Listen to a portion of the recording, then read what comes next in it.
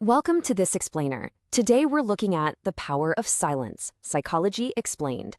We're going to unpack a totally fascinating psychological dynamic, one that basically takes a massive societal assumption and completely flips it on its head.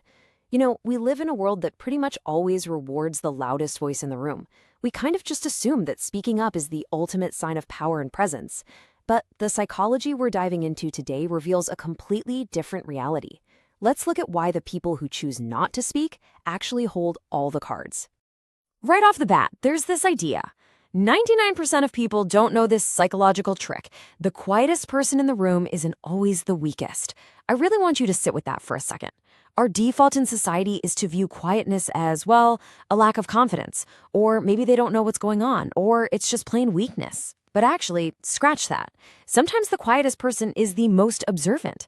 They aren't hiding at all. They're just operating on a totally different wavelength than the rest of the room. So, have you ever noticed that some people barely speak, yet when they finally do, absolutely everyone listens? Seriously, think about your own life. Think about a meeting at work or maybe a really crowded family dinner. There's almost always that one person who just holds back. They aren't fighting for airtime, they don't interrupt. But the second they clear their throat to offer a thought, the entire room goes dead silent to hear it. Why is that? Well, the simple truth is that silence breeds curiosity.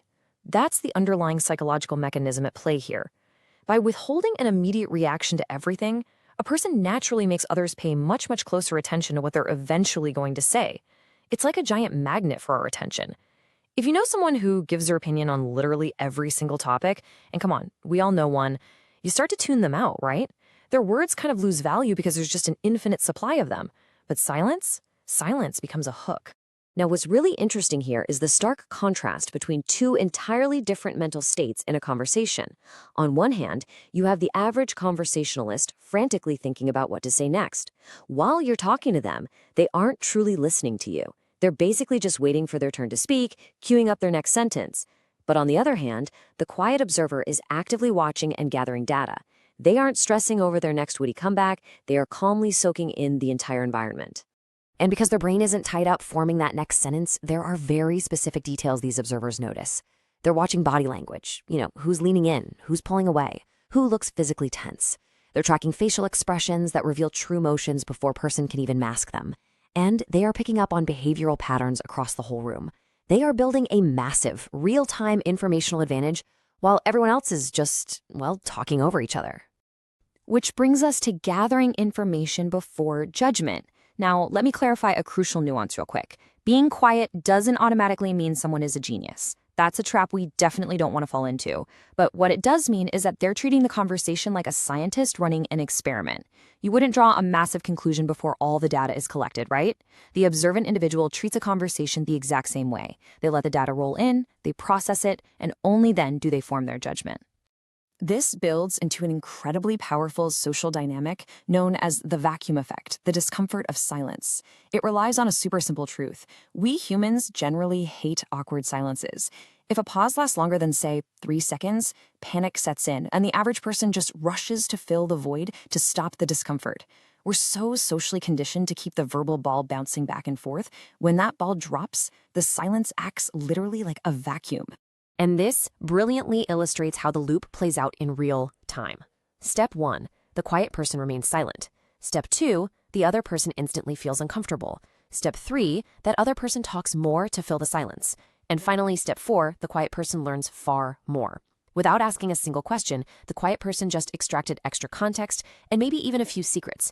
It's an invisible elicitation tool at its absolute finest. I really want to emphasize this point. A quiet person may end up learning far more simply because others fill the silence themselves. It completely shifts our perception of silence, doesn't it? It moves silence from being this passive, empty state into a highly strategic, active tool. It's an active choice. The silence is doing all the heavy lifting for them, pulling information out of others like a magnet. And this really is the mark of true confidence. This intentional quietness is fundamentally rooted in deep self-assurance. When you aren't absolutely terrified of a pause in the conversation, when you don't feel that sudden, desperate urge to fill the air with your own voice, you're signaling to the room that you're entirely comfortable in your own skin. You can really see it when you compare proving oneself by speaking constantly versus knowing every conversation doesn't require an immediate response.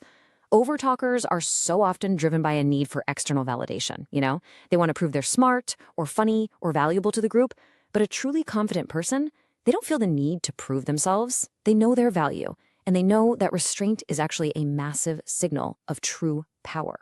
Because of that restraint, they achieve something highly counterintuitive. Listening carefully leaves a much stronger impression than talking nonstop.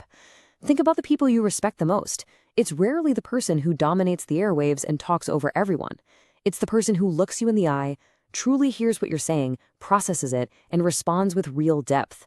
That attentive listening creates a lasting, impactful impression that a nonstop barrage of words just cannot compete with.